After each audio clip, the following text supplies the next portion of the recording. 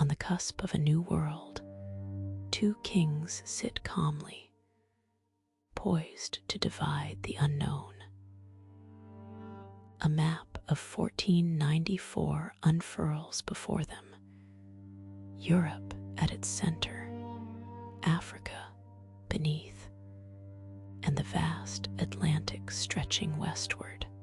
Beyond the waves lies a territory untouched, unclaimed by European hands just a year prior.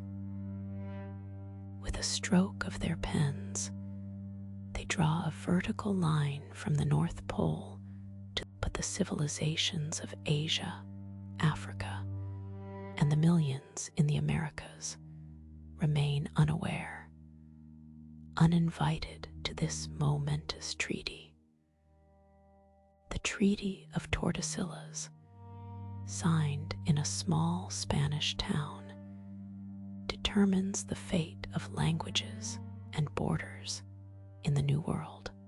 It's a story of power, ownership, and the silent decades of rivalry simmer beneath the surface. This tale begins not in 1494, but in the age of exploration, where Portugal leads, driven by a thirst for trade and discovery. Prince Henry, the navigator, establishes a school at the southwestern tip of Portugal, igniting the Portuguese venture south and east, charting the coasts of West Africa, discovering the Cape Verde Islands, and rounding the Cape of Good Hope. They inch closer to a sea route to the Spice Islands of Asia, confident in their progress as the 14. Meanwhile, Spain, newly unified under Ferdinand and Isabella, observes from a distance. They are late arrivals in the quest for glory, while Portugal has already paved the way. Then, in 1492, Christopher Columbus, a Genoese navigator, approaches the Spanish court with a radical proposal. Sail west to reach. The Portuguese had dismissed him, well aware of the vast distance between Europe and Asia. Columbus fails to grasp that a massive landmass lies hidden, uncharted, waiting to be discovered. In August 1492, he sets sail. By October, he reaches land. When Columbus returns to Spain in early 1493, he ignites a spark of ambition in the Spanish monarchs. They scramble to claim this newfound territory, turning to the Pope for legitimacy. In 1493, Pope Alexander VI, a Spaniard himself, issues a series of papal bulls, drawing a line of demarcation. Spain claims everything west of the line, while Portugal is left with the east. This division, sanctioned by the Pope's authority, aims to legitimize the reclamation of lands for the two Catholic kingdoms. Yet, Portugal feels cheated. The line favors Spain, leaving them with their current African. João II, the Portuguese king, recognizes their navigational expertise as leverage. If Spain desires control over the Atlantic, they must negotiate. Thus begins a series of talks, bypassing the Pope, culminating in the Treaty of Tordesillas, signed In June 1494, the treaty shifts the line to 370 leagues west of Cape Verde, a move that historians still debate. Some believe Portugal sensed a hidden treasure, a land across the Atlantic waiting to be claimed. Within years, the new line proves fortuitous as Pedro Álvares Cabral arrives in Brazil. Brazil speaks Portuguese today, not Spanish, because of a line drawn on a map in Tordesillas. This decision, made by two crowns, influences the language of 200 million people. But what of those living on the lands now divided? The indigenous civilizations, the Aztecs, the Incas, and the kingdoms of Africa were all overlooked. The treaty was signed in a Spanish town, with diplomats negotiating. The audacity of this division rests on a belief that non-Christian peoples lacked sovereignty.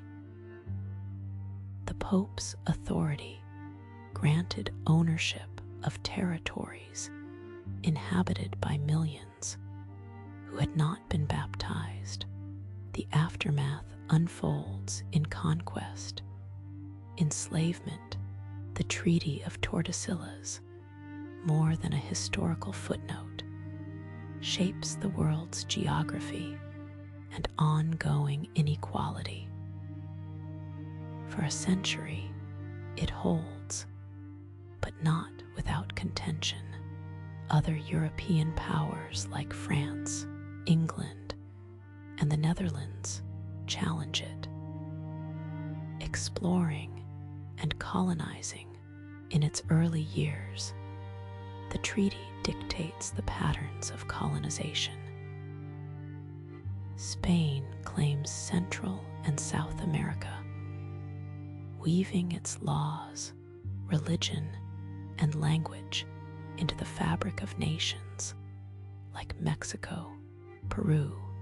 Brazil, however, flourishes as a Portuguese stronghold, shaping its identity around the line drawn in 1494. Portugal's colonial ventures extend into Africa, where nations like Angola and Mozambique emerge as Portuguese-speaking. In Asia, Goa and Macau fall under Portuguese influence, their languages forever altered by the colonial legacy established decades prior. One line on a map, determined by rival monarchs, echoes through centuries, defining nations yet to be born. At its core, this story transcends Spain and Portugal. It poses a profound question that reverberates through history. Who gets to draw the line? Who claims ownership, declaring this narrative weaves through the ages, reminding us that the past's decisions continue to shape our present. The ramifications of the Treaty of Tordesillas whisper through time, urging reflection on power, sovereignty, and the voices left. In 1494, the world was divided not by the will of the people, but by the might of those who commanded ships, soldiers, and the divine sanction of powerful allies. The native inhabitants of these lands were mere shadows in the eyes of conquerors. Their existence noted only as a detail to be managed. Conversion, labor, or removal were their only fates, their consent irrelevant in the grand schemes of empire. This mindset, entrenched in colonial power, persisted for centuries, shaping the languages spoken, the borders drawn, and the economic systems established. These are not mere historical facts. They form the living reality. The question of authority over land is not a relic of the past. It reverberates through modern territorial disputes and trade negotiations. The legacy of colonialism continues to influence international law, and the arbitrary lines that define nations, lines drawn without regard for the voices that inhabit those spaces. In every case, the act of delineation presumes a kind of power that remains contentious. The Treaty of Tordesillas epitomized this power struggle, declaring, "This is mine. This is." Language, too, bears the marks of these boundaries. When learning English, one encounters constraints imposed by others, subtle suggestions that this language, with its accents and backgrounds, is not wholly theirs. These delineations exist undeniably. Yet, the treaty reveals a crucial truth. Those lines can be challenged. They can be redrawn. France rejected the treaty's boundaries, as did England, asserting their own claims. You possess the agency to define your own lines, to carve out a space that reflects who you are, unencumbered by the perception. The echoes of those two kings, a pope, and a single decision made in a room in Spain, have carved out an enduring legacy. From a mere line 370 leagues west of the Cape Verde Islands sprang Brazil, with its Portuguese tongue, Mexico infused with Spanish, and Goa echoing Portuguese for centuries. Timor-Leste stands today as a testament to this enduring division, a part of a complex map that encompasses. The Treaty of Tordesillas is one of history's most significant documents, arrogant, yet brutally honest about the nature of unchecked power. It forged a world that still shapes our existence. The descendants of those who were never consulted remain, their languages echoing through the ages as they navigate the borders that were drawn. History is an unending narrative, a living tapestry of conflicts and resolutions. Before you leave this moment, consider this.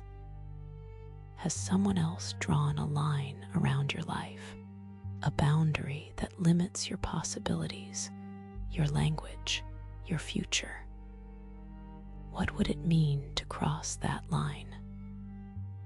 If the journey through this narrative has illuminated your understanding of English or the complexities of our world, share that experience. Every voice matters. Every insight shared can light the way for others. As stories unfold, new perspectives emerge. Thank you for being part of this journey. Until we